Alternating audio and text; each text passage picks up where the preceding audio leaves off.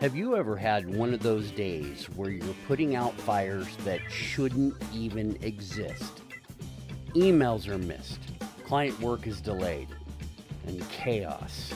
Lots of chaos. Fortunately, that chaos is fixable. And today we're going to cover how by building out what every strong service business needs. Clarity, consistency, and yes, a business playbook. So let's tame that chaos and build a playbook that works for you. Welcome to episode 202. Good day and welcome to the Budding Entrepreneur Podcast. I'm your host, Randy Bridges. In each episode, we dive into practical business strategies that you can put to work in your business right away. We also focus on inspiring stories from leaders who are shaking and making things happen in their industry.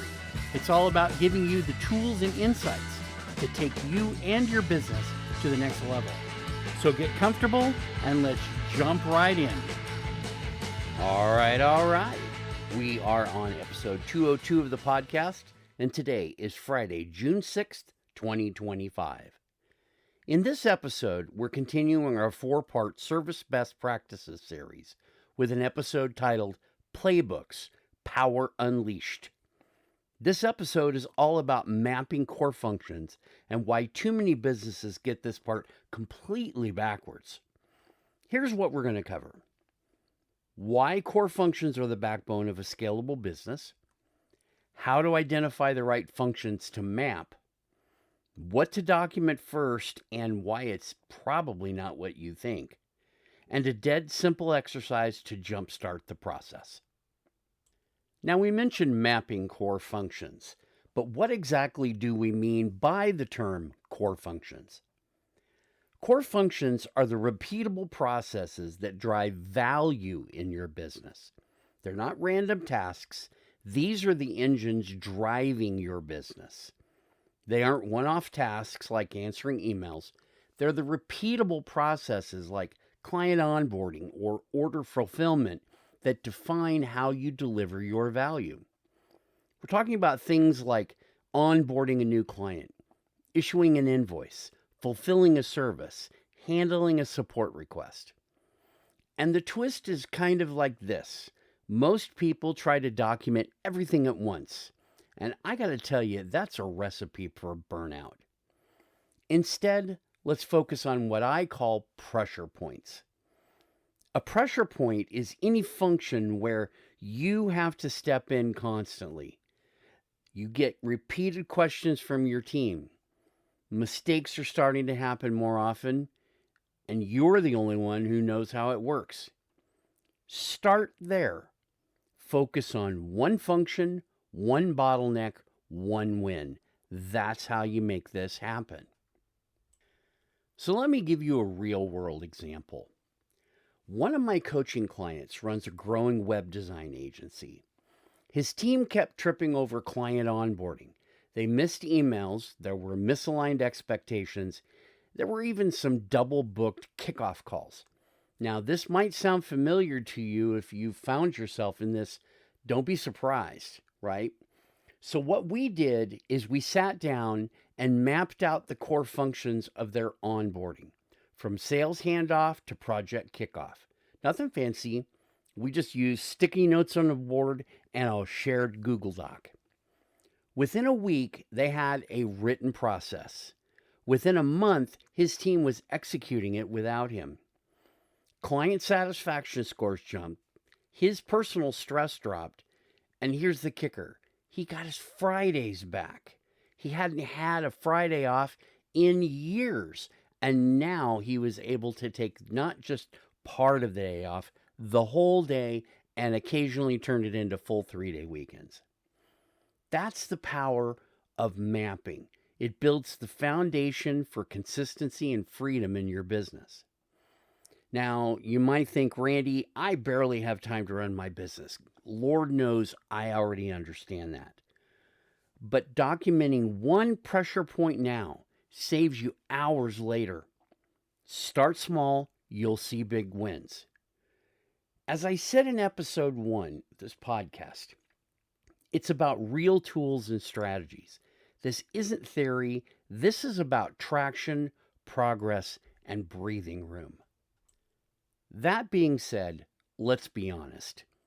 Most people start with what's easiest. It's our natural inclination. It's the easy things that are good to get out of the way first. And so they'll document what they already feel comfortable with. That's fine. The problem is it doesn't move the needle for the business. You have to ask yourself, what's that one task in your business that you dread explaining over and over?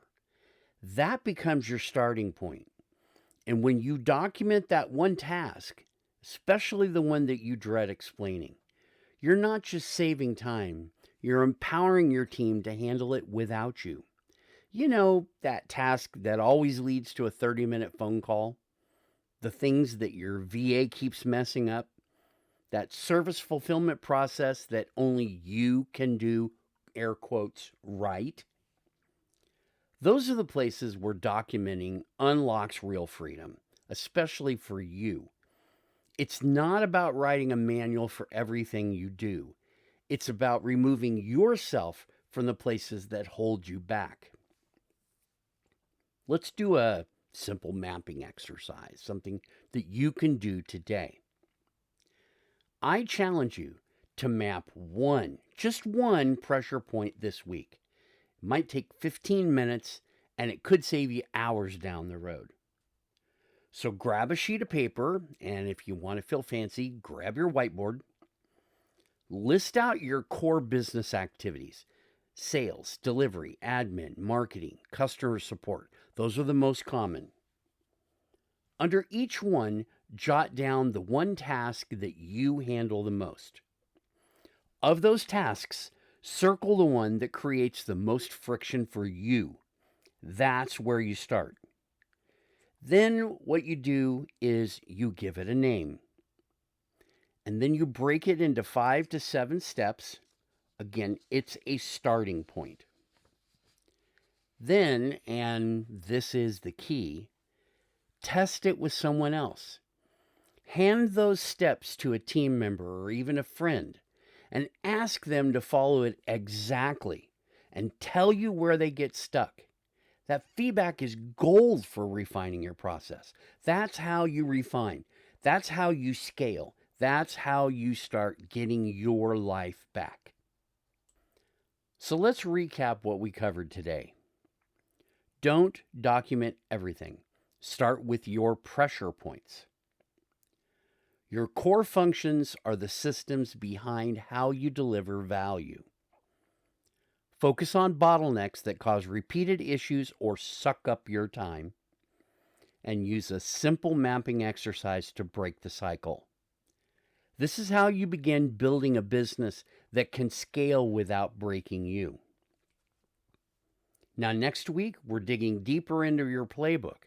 Not just what to map, but how to write playbooks your team will actually use.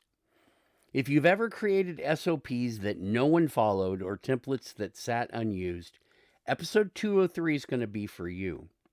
One thing though, bring your mapped process from today to next week's episode. We'll talk about how you can turn it into a playbook your team will love. Until then, keep building smarter. That's it for this episode. I hope you picked up some valuable insights and maybe even sparked a few new ideas. If you want to keep the conversation going or maybe even explore partnerships, don't hesitate to reach out. And hey, don't forget to subscribe, leave a review, and share this with someone who needs to hear it. The steps you take today could be the start of something big tomorrow.